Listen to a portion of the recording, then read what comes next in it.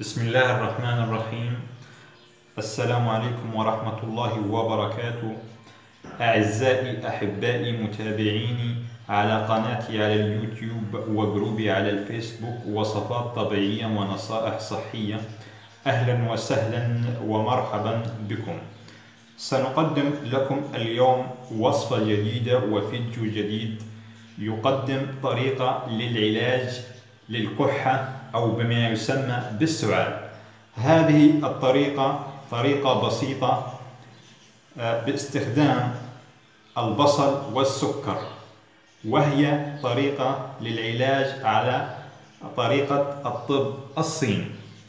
نحتاج فقط في هذه الطريقة إلى بصلة وملعقتين من السكر، ولن تكلفك كثيرا. السكر والبصل موجودين في كل منزل. سنأخذ هذه البصلة ونقوم بقطع رأسها بهذه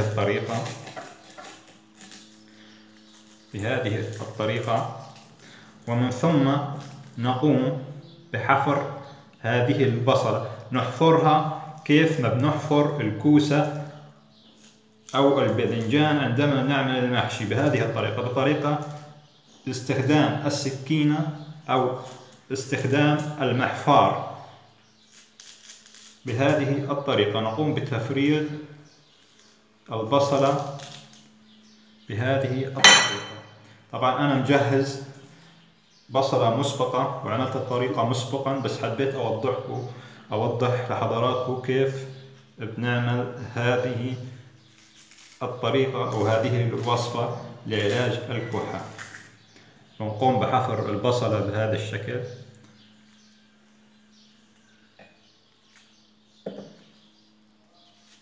نقوم بحفرها وتوسعتها من الداخل. طبعا هذه طريقة فعالة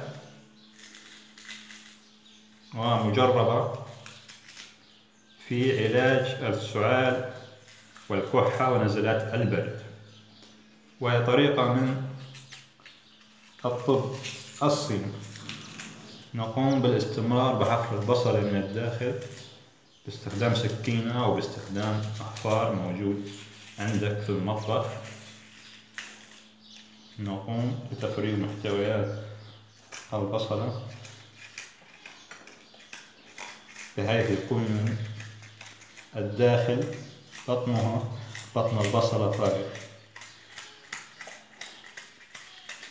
نقوم بتفريغ هكذا، أصبحت كذلك شكلها.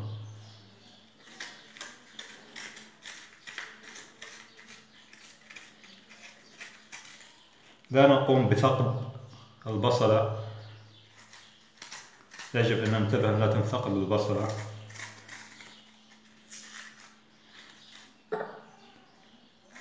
يجب أن نفرغها بهذا الشكل أو بشكل جيد، لا يكون متبقيات في داخل البصلة. بعد ذلك نقوم بأخذ ملعقتين من السكر أو كمية من السكر، نضعها بداخل البصلة هكذا حتى تمتلئ البصلة بهذا الشكل. امتلأت البصلة من السكر، ونقوم بأخذ الغطاء الذي تم قطعه ونغطيها هكذا بهذه الطريقة، ونضعها في كأس بهذه الطريقة. تبقى من المساء حتى الصباح، مثلا الساعة 10 مساء لحد ثاني يوم الساعة 10 صباحا، نتركها بهذا الشكل. طبعا اللي راح يحصل راح يتفاعل السكر مع البصل ويقوم بترشيح سائل داخل هذه الكأس كما حدث هنا.